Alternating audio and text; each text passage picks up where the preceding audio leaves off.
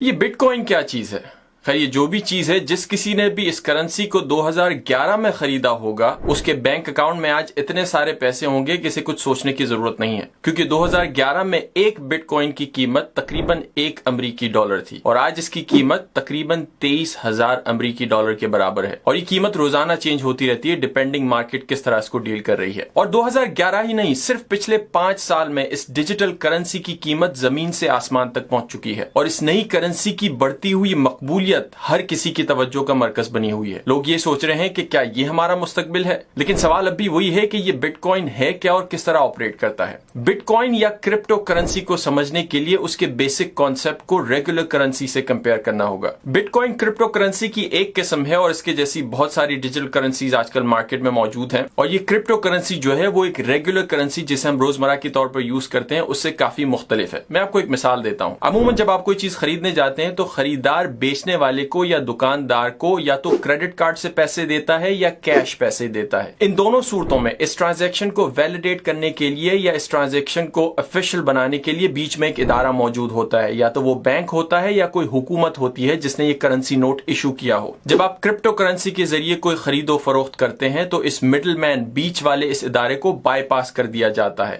یعنی یہ peer to pair technology ہے، یعنی جو خریدنے والا ہے وہ ڈائریکٹلی بیچنے والے کو اس کرنسی کے تھرو پیسے دیتا ہے اور کسی بینک یا حکومت کی اس ٹرانزیکشن پر نظر نہیں ہوتی۔ اسے ڈی سینٹرلائزڈ کرنسی کہا جاتا ہے۔ اس کا مقصد ہی یہی ہے کہ جب لوگ ٹرانزیکشن کریں یا ایک دوسرے کے ساتھ کاروبار کریں تو بیچ میں کسی تھرڈ پارٹی یا تیسرے ادارے کا ہونا موجود نہیں ہے اور آسانی سے لوگ ٹرانزیکشن کر سکیں بغیر کسی حکومت کو بتائے یا بغیر کسی بینک ادارے کو بتائے۔ کرپٹو کرنسی کا یہ آئیڈیا 2008 کے فائنینشیل کرائسس کے بعد سامنے آیا، جب بہت سارے لوگوں نے ایک ایسا مستقبل انویژن کیا جس میں جہاں تک کرنسی کی ڈیلنگ کی بات ہے یا فائنینشیل ڈیلنگز کی بات ہے، لوگوں کا یہ خیال ہے کہ ایک ایسا مستقبل ہونا چاہیے جس میں کسی تیسرے ادارے کی پرمیشن لینے کی ضرورت نہ پڑے اور لوگ آپس میں ہی ایک دوسرے کے ساتھ ٹرانزیکشن کریں۔ کرپٹو کرنسی کے استعمال کرنے والوں کا یہ کہنا ہے کہ اس کا سب سے بڑا فائدہ یہ ہے کہ اس کرنسی کو کوئی حکومت یا کوئی سینٹرلائز ادارہ کنٹرول نہیں کرتا۔ عموماً جب کرنسی کی بات آتی ہے تو حکومتیں یا تو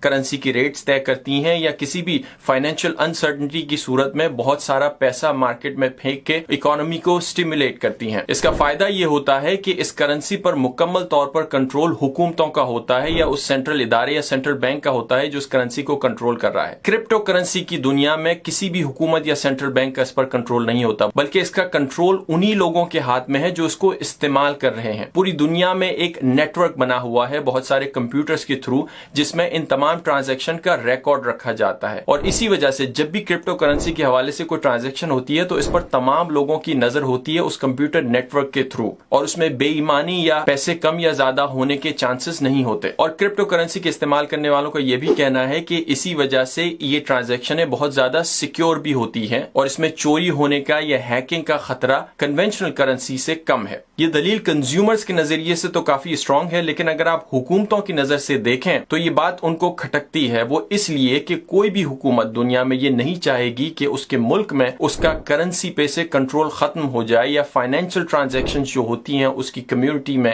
یا اس ملک میں اس پہ سے حکومت یا کسی ایک ادارے کا کنٹرول ختم ہو جائے۔ اس کے فائدے یا نقصانات بھی ہو سکتے ہیں۔ حکومتوں کا عموماً یہ کہنا ہے کہ اس کا نقصان یہ ہے کہ کرپٹو کرنسی کے استعمال سے جو بھی ٹرانزیکشن اس دنیا میں ہوتی ہیں اس کا ریکارڈ رکھنا بہت مشکل ہے، اسی وجہ سے بہت سارے لوگ غیر قانونی کام کرنے کے لیے بھی کرپٹو کرنسی کو استعمال کرتے ہیں، اور جیسے جیسے کرپٹو کرنسی کی اس دنیا میں مقبولیت بڑھ رہی ہے ویسے ویسے تمام حکومتیں بہت سارے آپشنز کنسیڈر کر رہی ہیں کہ کس طرح کرنسی کو مین سٹریم میں لایا جائے اور نئے قوانین بنائے جائیں، نئے ریگولیشنز بنائے جائیں، جس کی وجہ سے یہ جتنی بھی ٹرانزیکشنز ہوتی ہیں کرپٹو کرنسی کی اس کا ریکارڈ رکھا جائے اور حکومتوں کے پاس اس کا ریکارڈ ہو۔ خیر ایسا ہوگا یا نہیں، یا کرپٹو کرنسی کا مستقبل کیا ہوگا، یہ تو اس وقت کسی کو نہیں پتا، لیکن ہر کوئی اس مستقبل کو انفلوئنس کرنے میں لگا ہوا ہے، اور دیکھنا یہ ہے کہ آنے والے دنوں اور سالوں میں کرپٹو کرنسی کا اونٹ کس کروٹ پہ بیٹھتا ہے۔ That's it. See you next time.